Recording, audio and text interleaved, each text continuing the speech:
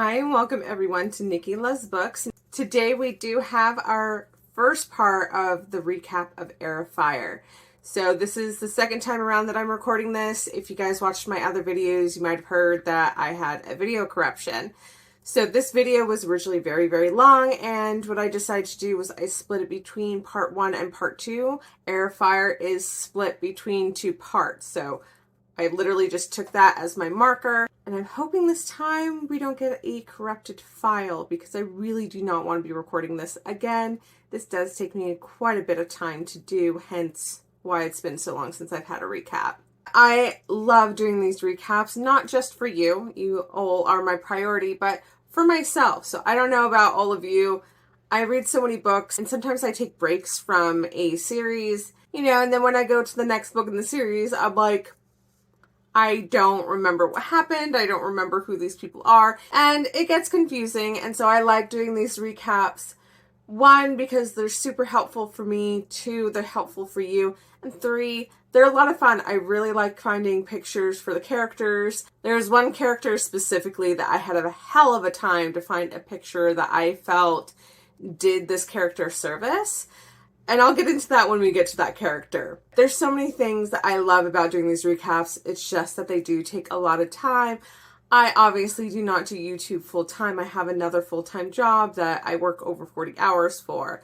I also didn't anticipate the recap videos being my most popular videos. I didn't really pay attention to that, and you think that I would, considering that I would love to be doing YouTube full time, but me being me, I didn't really care about the algorithm. I wasn't really caring who was viewing what. And then I looked and I was like, oh shit, my recap videos are really the most popular ones. So if you're liking these recaps and you want to see me do more, please be sure to like this video.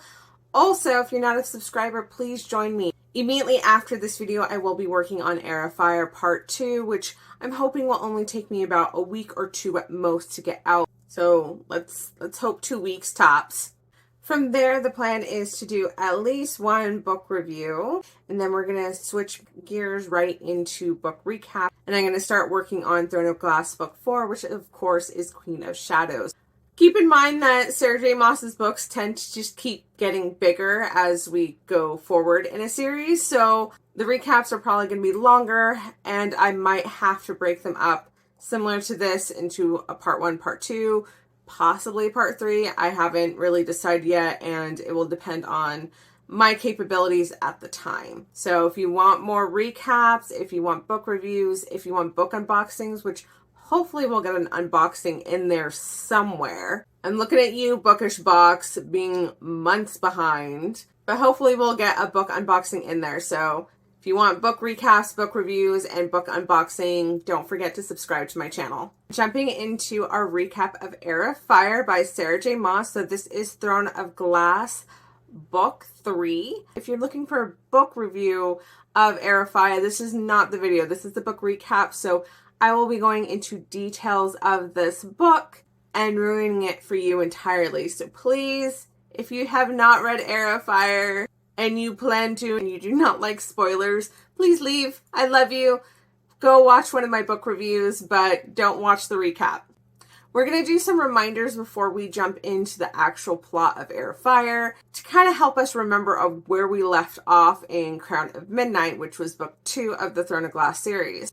If you are needing more details, please do not forget that I have a Crown of Midnight recap out already, as well as a Throne of Glass recap and the Assassin's Blade recap. The Assassin's Blade is the collections of the novellas that come out before Throne of Glass, and then Throne of Glass is book 1, and Crown of Midnight is book 2. So I do have recaps for all 3 of those books out already on my YouTube channel, so check those out if you need a refresher before we jump into Heir.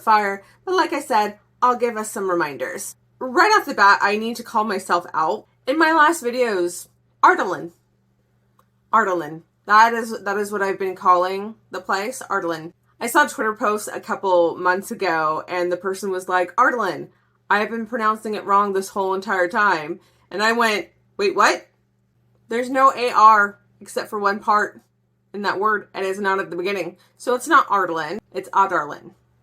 So not Ardalan, Adarlan, which is really hard for me to figure out because I think Ardalan sounds way better. And I think that's what my mind went with. My mind literally was like, we're just going to insert an R next to that first A because it sounds so much better to say Ardalan. But it's Adarlan.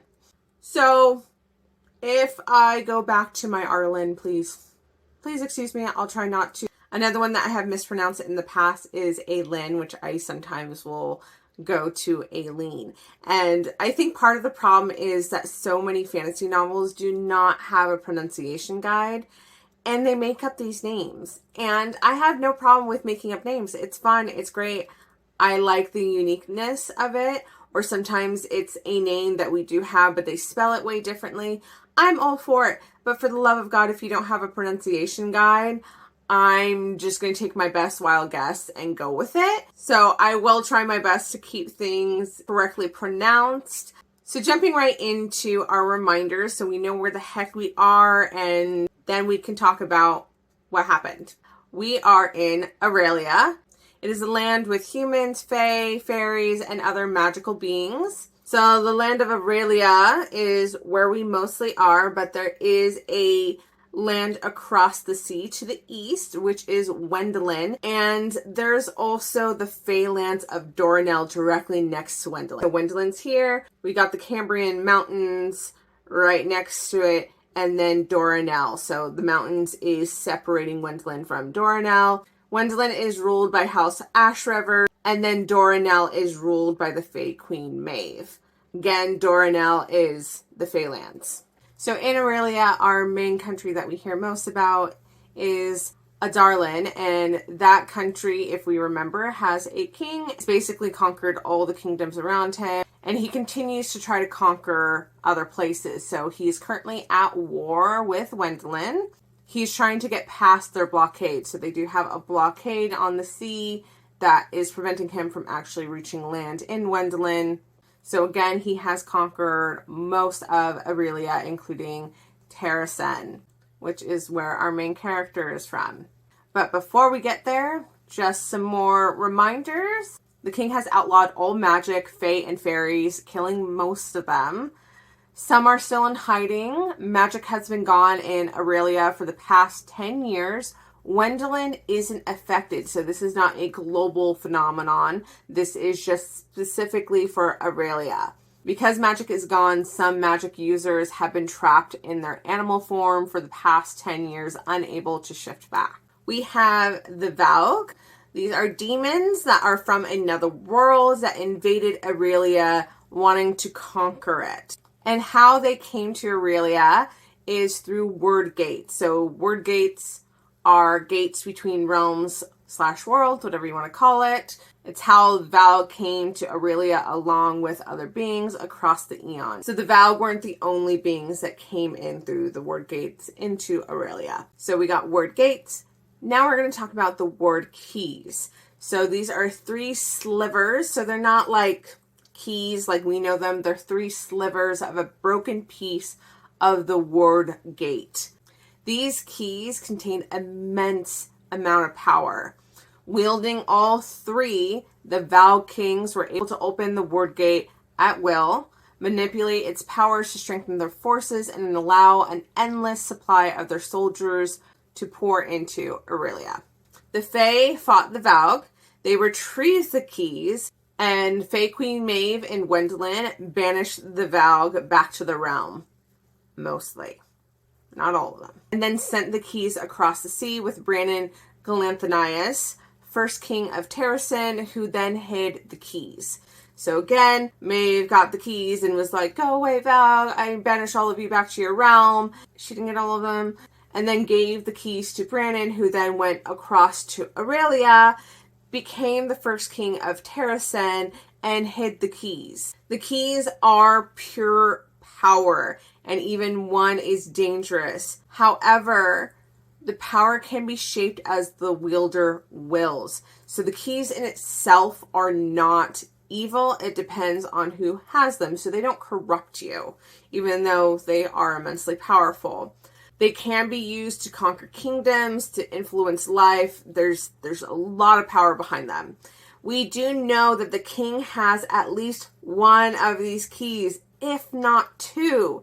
Obviously, he doesn't have all 3, or else he probably would have been able to conquer Wendlyn. He would have been able to do whatever the hell he wants, but he's not getting everything he wants, so it's safe to assume he doesn't have all 3, but he has at least 1, which is a problem in itself. So we got word keys, we got word gates, now we have word stone. So word stone is a black, smooth obsidian, otherworldly stone, so it's not from Aurelia, so it's otherworldly, that the word gate is made from. A word key can make more word stone. The king and his right-hand man, Duke of Parrington, both wear rings of word stone.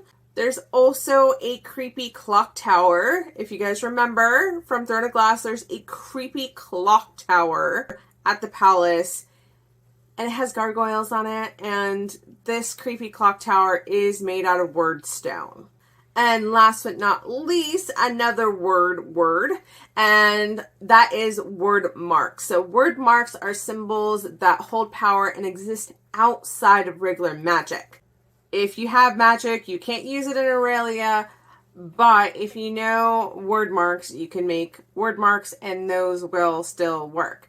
So they can be used for various magic and spell casting, including opening portals to other worlds. But it's not like the word gate. You can't just have it open indefinitely and bring a bunch of people in. It seems like it works on a small scale. So you can open a portal and let like one creature in, as we saw in Throne of Glass with Cain. Next little reminder is that there are witches in Aurelia. So witches are the result of vow breeding with fae, and there are 2 different types of witches. So you have the Crocons, which take more after their fae ancestry, and then you have the Iron Teeth, which take more after the Valg. The Crocons ruled the Witch Kingdom, but 500 years ago, the bloodthirsty Iron Teeth witches overthrew the peaceful Crocon witches, killing the last Crocon queen, who then cursed the Witch Kingdom to be barren until a Crocon queen sat on the witch throne again. The Iron Teeth now have been scattered in the wind because they have no place to be. So they can't be in the Witch Kingdom because it is barren. And many of the witches alive today have not even set foot in the Witch Kingdom just because there's no point. They can't live there. And then obviously the Crocons are in hiding because the Iron Teeth did decimate them to very small numbers. So most Crocon witches are simply trying to survive and not get murdered by an Iron Teeth. So they are in hiding. They do have red cloaks that they wear. That's kind of their thing that they're known for. So the Iron Teeth are divided into 3 different clans. So you have the Yellow Legs, the Black Beaks, and then the Blue Bloods. We'll be talking more about witches a little bit later in more detail. The one thing we need to know right now is that witches have long lifespans, but have been aging for the past 10 years like humans would, and they haven't been able to fly on the broom since magic has vanished. Getting into our main characters. So, of course, we have Celaena Sardathian, who was Ardalyn. There I go again, Ardalyn. She was Adarlan's assassin once upon a time, so she was the greatest assassin in Adarlan and was the king of assassins' protege. She was captured after the death of her love, Sam, and she was sent to Endovier, which is a labor camp where most die within a few months. She was there for a year. She does have scars down her back from being whipped while there. She was released from the camp and is now King's champion, aka King's assassin, because that's basically what she does as champion, is she kills the King's enemies. And obviously all of that was covered in Throne of Glass when we saw her being released from Endovier and then becoming King's champion. She does have magic, and she is secretly a Lynn Ashriver Galanthanias, rightful queen of Terrasen, and has been hiding as Celaena since her parents were murdered 10 years prior. She is a descendant of Brannon Galanthanias, so the dude who brought over the keys, she is his descendant. How did she become Adarlan's assassin? Was after her parents died, she was found by Arobin Hemel, who is the king of assassins, and he is the one who raised her and trained her as an assassin. So that is how she became the assassin, and she was betrayed, got captured, went to the labor camp, became King's Champion, and now we are here. Since becoming King's Champion, though, she is not helping the man who killed her parents and conquered her land. So Celaena is actually faking her kills. So she's undermining the king, and he does not know. So why am I still using Celaena's name when we know that she is a Lyn? The reason being is throughout Heir of Fire, that is how Celaena thinks of herself. So Sarah J. Maas is using Celaena because this is who Celaena still identifies as. So Celaena is still going by Celaena. And even though she is Aileen, she has not embraced it. She's not going by that. And so we are going to stick with the name that Celaena is going by, both mentally and publicly. So just know we're still going to be using Celaena, just like she goes by Celaena through most of the book. Some other reminders of Celaena. She did kill Baba Yellowlegs, which was the Yellowlegs matron, in Crown of Midnight. So Celaena is marked by a witch. So in the fight, she did get scratched, and the iron teeth have iron nails. So she does also have those scars. Another reminder is that Celaena sometimes has a word mark that appears upon her forehead. And this word mark means nameless or unnamed. So we don't really quite know why that word mark shows up, but it does. Another little reminder of backstory with Celaena is Celaena's aunt is Queen Maeve of the Fae. So Queen Maeve is Celaena's aunt, not her direct aunt, but I think it's like her great aunt.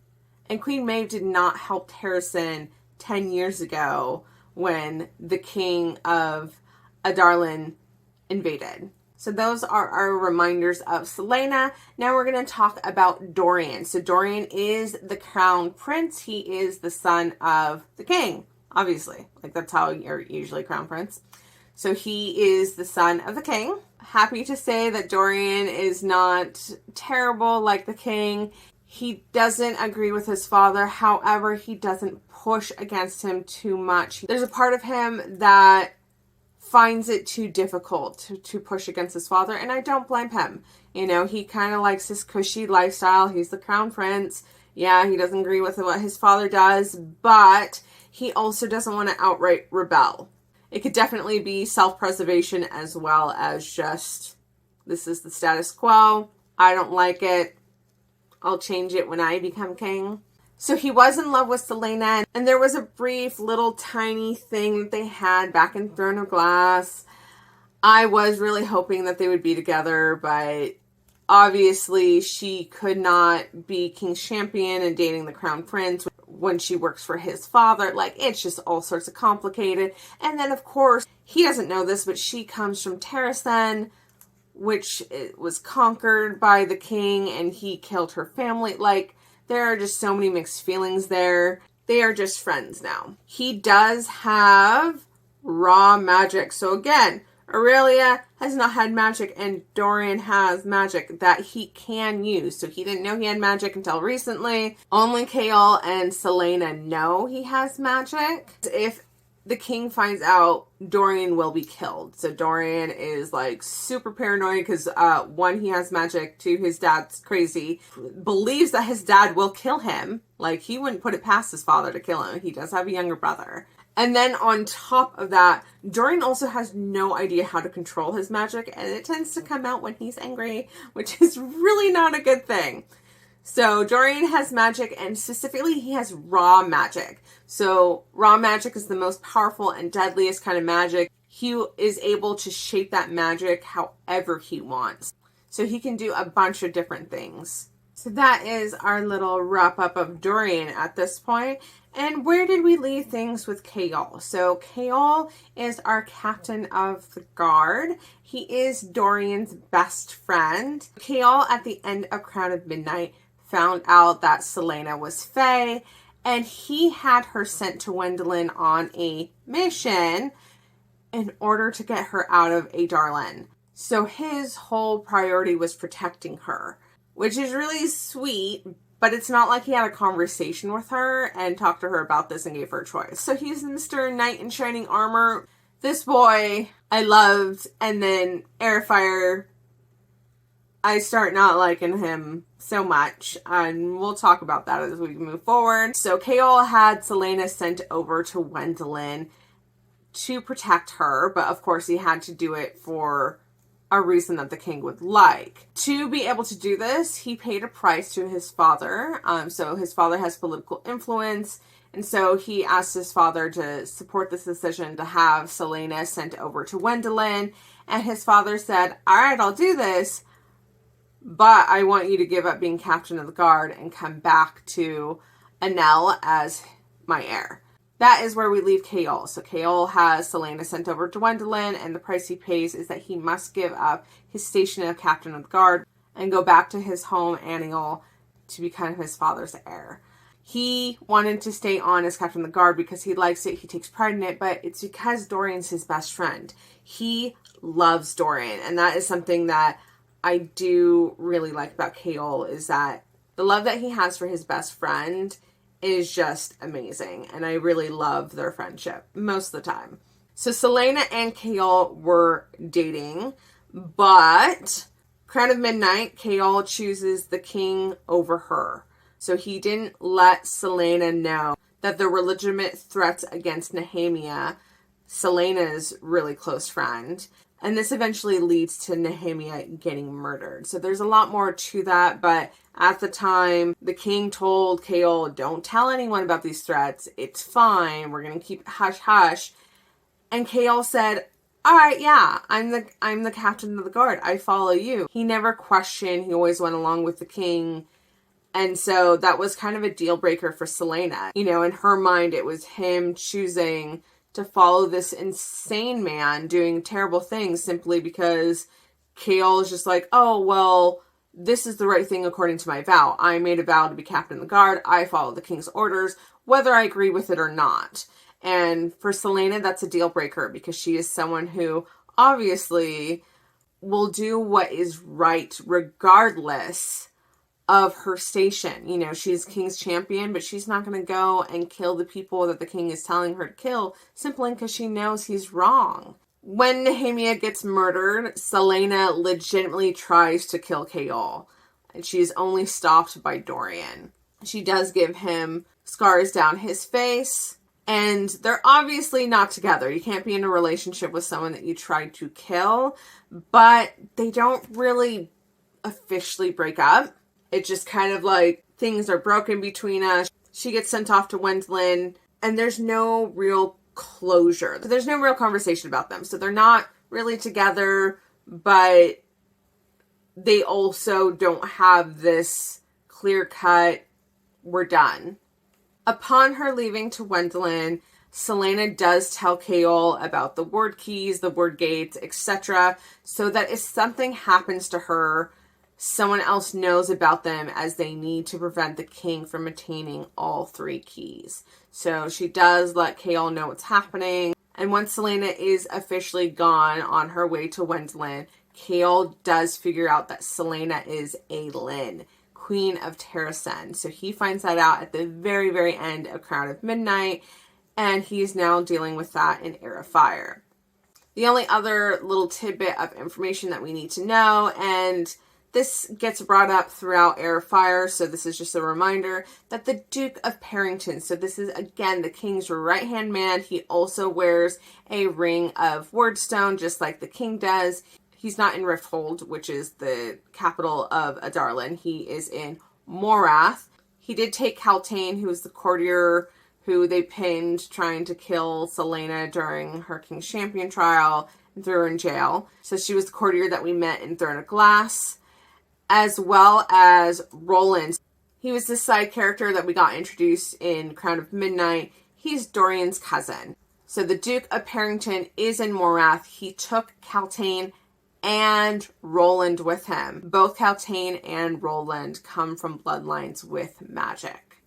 So that is it for our reminders and where we kind of left things at the end of Crown of Midnight. Let's go ahead and jump into part 1 of Heir of Fire, which is known as Heir of Ash. So we start off with Heir of Fire with Celaena in Wendlyn. Obviously, that's where Chaol had her sent. Her mission is supposed to be killing the king and prince of Wendlyn, retrieving the naval defense plans, and bringing that back to the king of Adarlan. Celaena is doing a lot of time of moping around and drinking and watching the royal family from afar.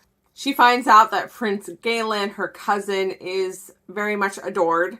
She is literally drinking and just wallowing in her misery. And that being that she's experienced a lot of death. You know, she's young and she's already dealt with her family dying, her first love, Sam, being killed, and then her friend Nehemia. Celaena is really, really bogged down by the death of Nehemia. And ultimately, she would rather it been herself that died. And so there's a lot of self-loathing and blame that she's going through. So she's just kind of wallowing in her misery.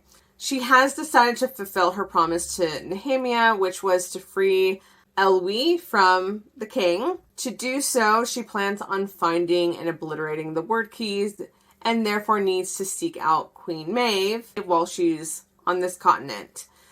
Celaena is hoping that Queen Maeve has answers on how to destroy the word keys, and then her plan is to then return to Adarlan. So she has no plan on following through with her so-called mission. Her real plan is to go talk to Queen Maeve, get her answers about the word keys, and then head right back across the sea and try to take out the king. So while she is wallowing in her misery, one of Maeve's blood-sworn warriors shows up, and that, of course, is Rowan Whitethorn. So he is the most powerful, full-blooded Fae male in existence. He is very old. He is taking Celaena to see Queen Maeve. So exactly what Celaena wants. So she goes with him. He is a broody asshole, but that does suit Celaena just fine, as she doesn't really want to talk. She doesn't want to create new relationships. She's literally afraid that everyone around her that she gets close to is going to die. So she has had enough, which I don't blame the girl. The girl's had a lot of loss already, and I think she's only supposed to be 18 or 19 at this point. I think 19. Meanwhile, in Rifthold, which is our capital of Adarlan and where our castle is, we have Chaol, who I swear to God is having a nervous breakdown this book. So in Heir of Fire, like, he is a hot fucking mess. So Chaol is having a nervous breakdown / crisis, whatever you want to call it. He is paranoid that Celaena will now get allies in Wendlyn and come back and destroy Adarlan. So he's got that fear that he sent Celaena over to Wendlyn and that she's going to team up with her family, the Ash Rivers, and then get the Fae and just come back and just kill everyone. He's also afraid of Dorian and for Dorian. So Dorian has magic and he's just like, holy shit, I don't want to know about it because then I'll have to report it. Like, no. So Chaol is terrified for Dorian and kind of Dorian. Chaol has always listened to the king, so the king's propaganda that magic is evil and magic users are, out to get you and all that jazz. And like, Chaol believes all that bullshit. So Chaol is afraid of Dorian and then afraid for Dorian because he doesn't want anyone else to find out that Dorian has magic and report it to the king and have Dorian killed. There's also some serious strain between Dorian and Chaol. So they're like best friends forever and they're barely talking. And part of the reason is that, of course, Dorian did have some issues with Chaol and Celaena dating. So there was already tension there. But now Dorian's like, why did you send her over to Wendlyn? And Chaol is being tight-lipped. Which makes sense. He doesn't want to betray Celaena's trust either and tell Dorian, that Celaena's a Fae and that Celaena's a Lyn, and then Chaol really doesn't want to know about Dorian's magic. So Chaol is not confiding in Dorian, and Dorian wants to confide in Chaol and tell him, and then Chaol is just like, no, la la la la la la la la. Don't tell me. And so Chaol is shutting Dorian out on both ends. He's not sharing his truth and his stressors, and then he doesn't want to hear Dorian's stressors. And part of that, again, is Chaol wanting to protect everyone, and he's just like, well, I don't want to know, because then if the king asks me, I can just pretend ignorance, and if they torture me, there's nothing for me to share, because I don't know anything. So it really does come from this place of wanting to protect, but he's literally damaging his relationships with his need to protect everyone. The other part that really kind of disappointed me in Chaol, but it makes sense with his character, is that he really starts to think poorly of Celaena. We see this kind of at the end of Crown of Midnight, where we see parts of Celaena's dark side. She does murder people and she has very little remorse about it. As an assassin, like, no duh, she has to do this. If you care about the people you're murdering as an assassin, you're not going to make a very good assassin. And you're going to be haunted by the people that you killed. He knew that she was an assassin before he met her. And yet it's like he pretended that part of her didn't exist. In Crown of Midnight, he saw it firsthand. He saw her murder someone, Archer Finn, who absolutely deserved it. Like, he cannot get over this. And it's pretty ridiculous. So Chaol's being a judgy bitch. The next big news in Rifthold is that Addyan Ashriver shows up. And Addyan is Celaena's cousin. So he is on the Ashriver side, which is descended from Mab, one of the 3 Fae Queens. Those 3 are Mora, Mab, and Maeve. Mab is Alyn's great-grandmother and Maeve's sister. So this is how Maeve is Alyn's aunt. Mab did fall in love with a mortal and gave up her immortality to live a human lifespan with him. In recent generations, she has been crowned a goddess and renamed Deanna, Lady of the Hunt. So that is how the Ashriver side comes into play. So they are human with some Fae ancestry. So Addyan is General of the North. He takes care of rebels and enemies of the king in Terrasen. He is known as Adarlan's Horror. So he has remained free and became a general because he follows the king's orders. He does lead a legion known as the Bane. The Bane is known for their skill and brutality. Chaol does notice that Addyan does wear a black ring, like the ones that the king and Duke Peryton wear, as well as those that are under their control. He does carry the Sword of Orinth, an heirloom of the Terrasen's royal family, and it should rightfully belong to Aelin. Addyan does not have any physical features of the Fae, so his ears are rounded, they're not pointed or anything like that, but he does have the physical abilities of his immortal kin. So he does have strength, swiftness, sharp hearing, and keen sense of smell. He has no magic whatsoever, and again, he does not necessarily look Fae. He can passively pass as human. So Addyan is of the Ashriver side, so he's actually from Wendlyn. He was sent over to Terrasen as a child upon his mother's death to become Aelin's sword and shield. He was 13 when Aelin died and miles away, which is how he survived the carnage. He was not with the royal family when Terrasen was conquered. Elsewhere in Aurelia, we get introduced to Manon, an Iron Teeth witch of Clan Blackbeak. Manon wears the red cloak of the first Crocon witch she killed. Manon's grandmother is the matron of the Blackbeaks, and Manon is the heir. She leads a Blackbeak coven known as the 13. Her second is Astrid, who is also her cousin. The most cherished trait in the Blackbeak clan is gold speckled eyes. Manon's are pure dark gold. So hers are not even speckled, they're pure. Back in Rifthold, we are formally introduced to Sorsha, who is the healer in the castle who has attended Celaena, Dorian, Chaol, and even Fleetfoot in the past 7 months and has never reported their suspicious injuries. So she has been covering for them and forgetting to log who she's been seeing and for what injuries when they're involved. And Dorian never really paid her any attention or thanked her until now. So Dorian finally pays attention to this healer who has been quietly helping them without them really paying attention. So Sorsha is from Fenharrow, which of course was also conquered by Adarlan, and her village was burned. Her parents were killed in Rifthold during the city's immigrant purge. Like many people from the conquered kingdoms, her life hasn't been very rosy and happy. So back in Wendlyn, Rowan brings Celaena to an outpost. This outpost is on the edge of Wendlyn against the Cambrian Mountains. It's about a week away from Doranel. And this is where Celaena meets Queen Maeve.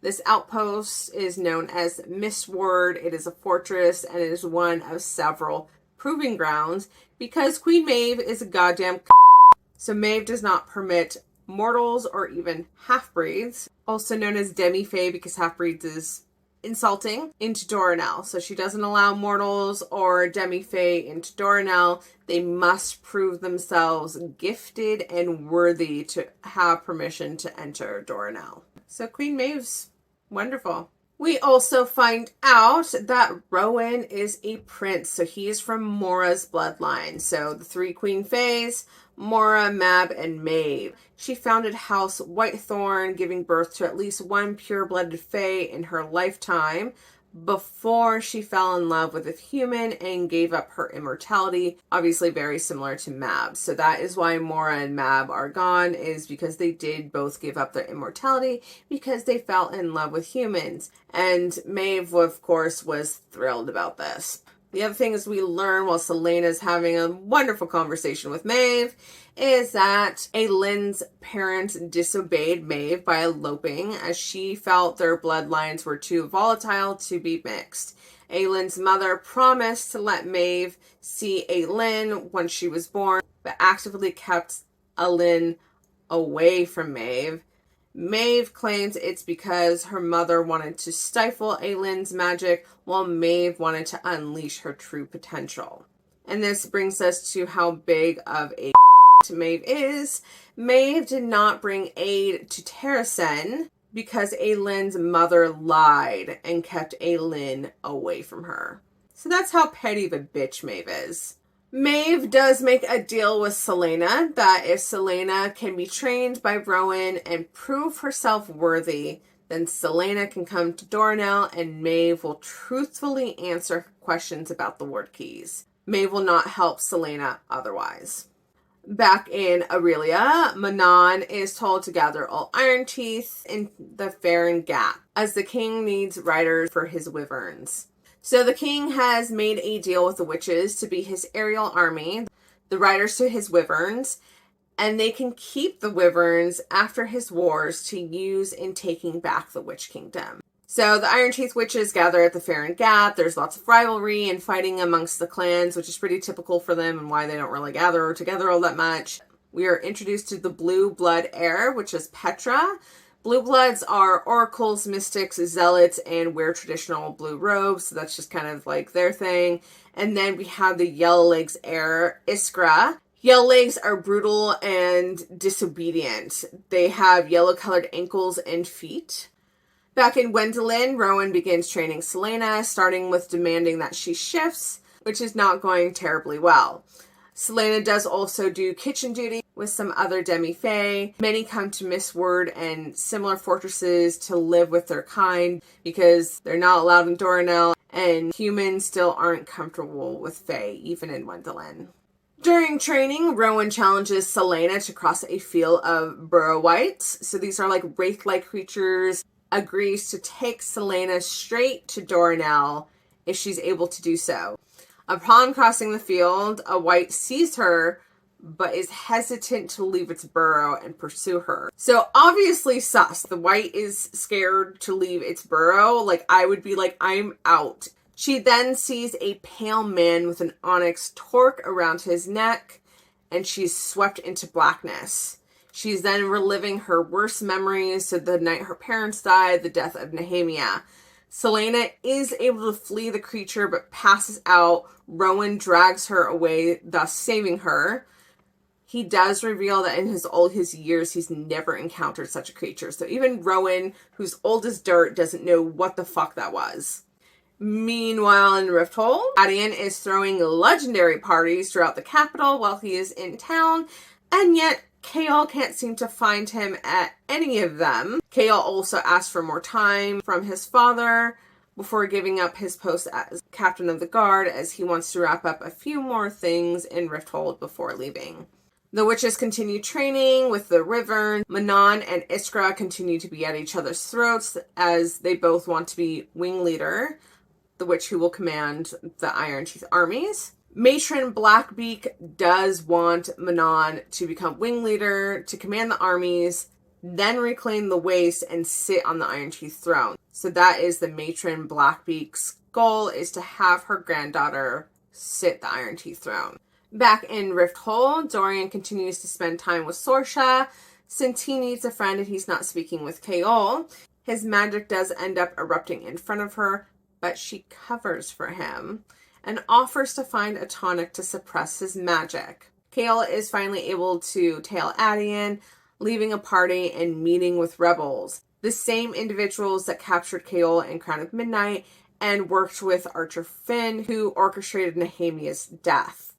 Edion reveals that his senses are sharper and he smelled the strangeness of the Wordstone, so he had a replica of the ring made and chucked the real ring into the sea. So the king thinks Edion is his creature, but he is not. Edion and the rebels are going to kill Kaol, so in order to save his life, Kaol reveals that Aelin is alive. So they reach an agreement to kind of be allies for the time being. So the rebels are Ren Alsbrook and his grandfather Mortog. So they are both from Terrasen. Ren is heir of Alsbrook and a member of the former court of Terrasen. He did train with Edion as a child. His parents sacrificed themselves, allowing Ren and his grandfather the time to flee. His sisters were also killed while they were at school during the invasion of Terrasen. So Ren also has had a peachy, lovely life so far, and he's a very happy man. We find out that Edion has been trying to keep bloodshed in the north to a minimum. It is why he keeps the pretense of being the king's lackey. The Bane are either outright rebels or sympathizers, with many of their battles being staged. Meanwhile, back in Wendlyn, training is going great. So Celaena is having real issues shifting. With a few exceptions, she hasn't really shifted in 10 years. And she's also lived with the constant fear of if she ever shifted, if she was to be discovered, she'd be killed. So shifting is really, really hard for her. Ronan and her are constantly arguing, and he royally fucks up and says that he'll have her whipped, which then makes Celaena lose her shit, which obviously she's been whipped. She's been whipped multiple times. She has scars down her back from being whipped. So she loses her shit and leaves the fortress. That night, she makes a fire because she's camping out in the middle of nowhere and realizes too late that on her way to Miss Ward, Rowan never allowed them to make a fire, because there are very, very bad creatures out there. The fire draws some skinwalkers, which are creepy, ancient creatures that are really hard to kill, and they wear human pelts. So they start to hunt Celaena. Rowan does show up to save her. She's able to shift in her panic to save not her life, but his, and uses her fire to incinerate the skinwalkers. Rowan eventually convinces Celaena to stay and continue her training. Rowan learns a very good point that Celaena places the value of someone else's life over hers. So if it's to save herself, she can't always do it, but she's highly motivated to save someone else. We learn more about magic. Magic in this world is a well of power. There is a bottom, a breaking point. For those with weaker gifts, their magic is easily depleted and easily refilled, so they can access most of their magic all at once. For those with stronger gifts, it can take hours to hit the bottom, to summon their powers at full strength, and then they can release this magic in one big giant wave or in smaller bursts across some time. Once all their power is summoned, it can be very hard for a magic wielder to hold their magic back. So if they summoned all their power, it's really hard for them to contain it, and sometimes they can't tell the difference between a friend and a foe when handling that much power. They can burn out their minds or burn up altogether if they pull too much magic or hold onto it for too long. Iron in this world is resistant to magic and is used often by enemies. It stifles magic, so if you're bound in it, you cannot access your magic. So iron is very handy when you're fighting against magic wielders. So that is kind of the ins and outs of magic in the Throne of Glass world. So there are definite limits that is going to vary from magic wielder to magic wielder. In the Farron Gap, it is finally Wyvern pickin' time. So they are showing off the Wyverns in action using bait beasts in the arena and letting the witches have their pick of which Wyvern they want. If more than one witch wants a specific Wyvern, they will draw sticks. So the bait beasts that the Wyverns are picking from are fighting. These are the weakling Wyverns. So they are the runts, the ones that were broken. So they're used as live punching bags, which is terrible. So that's literally what they are. They're torn apart to train the strong Wyverns to be aggressive and brutal. So it's terrible. Manon and the two other heirs all want the same Wyvern. So they all want Titus, who is this huge bloodthirsty male. Petra voices her approval that Manon get Titus. So this is kind of a big deal considering that the three clans have an alliance, but it's very like, we don't really like you, but we'll fight with you because it's better than the Crocons. But they're not really nice to each other. So it's a really big deal for Petra to kind of align herself with Manon against Iskra.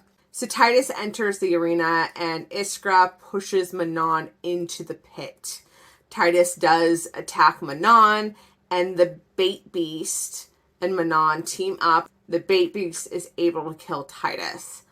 Manon claims the bait beast as her wyvern and names him Abraxas. Back in the palace, Chaol shares all the information about the king, the word keys, word gates, etc. with Adian, and Aylin's secret identity as Celaena, which Dorian overhears. So now Dorian knows that Celaena is really Aylin Ashriver Galanthanias. Adian then finds out Dorian has magic, since Dorian literally cannot seem to control himself when he gets emotional or upset.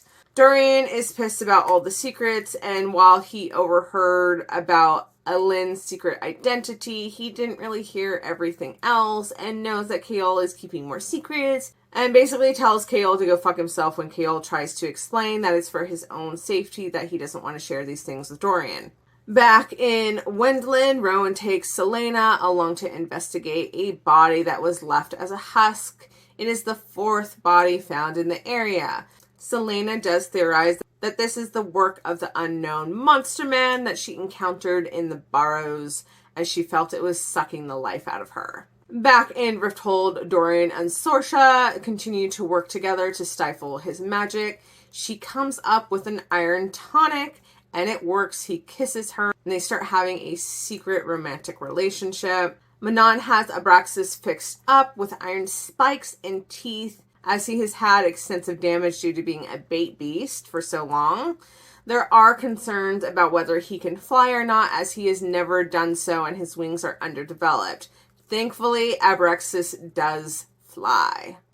Back in Rifthold, Ren is attacked by the King's Guard. Men Chaol has never met, wearing a uniform he's never seen, but featuring the King's sigil. So these are new men that are specifically the King's Guard. So these are the King's men. Chaol and Adian save Ren. Chaol brings them to Celaena's apartment that she purchased before being imprisoned at Endovier. Back in Wendlyn, Celaena asks for a story about Maeve from the Demi-Fae storyteller. He shares that there was a rumor that there was a warrior who stole Maeve's heart, but he had died and the ring he intended for was lost. During story time, a mountain lion shows up to Mistward and shifts into a Fae male, Gavriel. Him and Rowan are two of the 5 blood-sworn warriors to Queen Maeve, the Cadre, as Celaena likes to call them. Rowan gives him a new tattoo, which is why he came to see Rowan. Rowan is an asshat again and says some terrible things to Celaena. Rowan then puts together another test for Celaena and brings her to a mountain cave with a large lake inside surrounded by scattered weapons. The lake is entirely frozen due to Rowan's magic. Sitting in the center with chains around his wrists, anchored under the ice, is one of the Demi-Fae Celaena works in the kitchen with. Celaena saves the Demi-Fae, but a monster lurks in the lake under the ice. Rowan tosses a sword to Celaena. It has a ruby embedded in the hilt, and she finds a ring tucked in the scabbard. They escape the monster unscathed. Thankfully, Celaena keeps the sword and ring. Celaena and Rowan have a bonding experience. Celaena tells Rowan about Nehemia, and then Rowan in turn shares his sad story, which is his loss of his mate 200 years prior. He wanted valor and glory and went off to war to prove himself, even though his mate begged him not to. He returned to find that she was killed and that she had been pregnant at the time with his child, and he didn't even know. The tattoos on his face, neck, and arms tell the story of his shame. Celaena and Rowan then make a pact to try to find their way back from the brink, so back from their despair, grief, and shame together. So that is where part 1 of Heir of Fire ends. Thank you all so much for being here. Please be sure to like this video if you found it helpful. If there was something you would like to see differently, or if you were really happy with this recap, let me know in the comments below. And please, if you would like to see more book recaps, please do not forget to subscribe so you can join me for those and I can continue doing this for y'all. And hope to get out the second part of our Heir of Fire recap, hopefully in the next week or two. Thanks so much, y'all.